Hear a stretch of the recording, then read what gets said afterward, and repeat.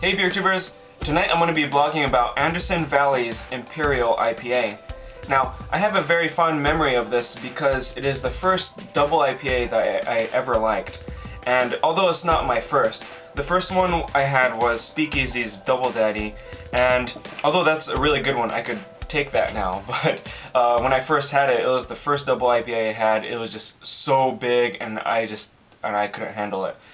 But then, I think maybe 6 months later after that, I found this and I was like, you know what, I'm gonna give it another chance. So I bought this. I actually liked it a lot, and so I wanted to share with you guys about this because this is it's a double IPA that's not that well known throughout America, nor is the brewery as well too. So it's just one of the double IPAs I like to share with you guys, you know, the lesser known ones. Okay, so it's got a somewhat of a cloudy, just somewhat of a hazy, dark orange color. I could smell the fruit aroma from this already, but let me go ahead and dive in. Yeah, smell hops and malt. It's got a good distribution between the two so far. It's got a really nice, like a fruity, like custard fruit kind of smell. Like more so like apricot, citrusy for sure. Yeah, it's got a nice sweet smell for sure. It's almost like Karl Strauss Brewery's double IPA. It has a sweet smell. Although Karl Strauss is just like, man, it smells like orange cream soda. Well, why don't I go ahead and drink this here? Come fight.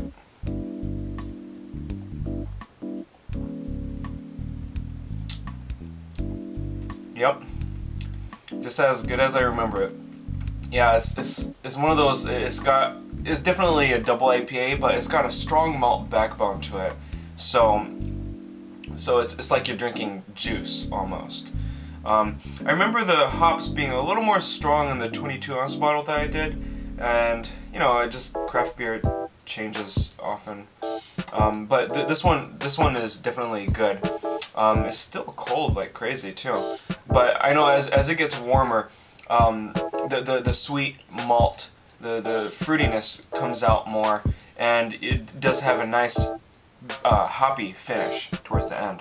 It's a good standard double IPA, a West Coast style, but it's an above average double IPA for sure. It's a really good one.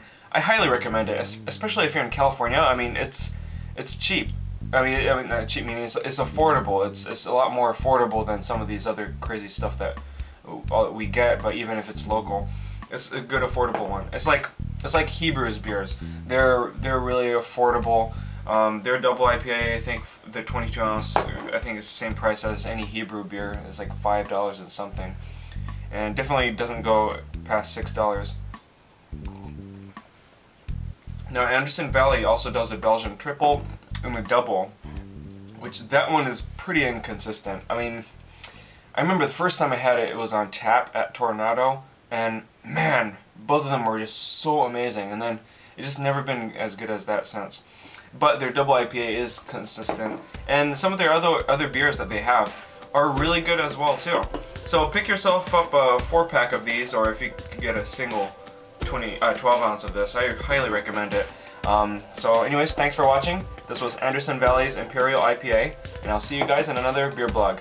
Come fight!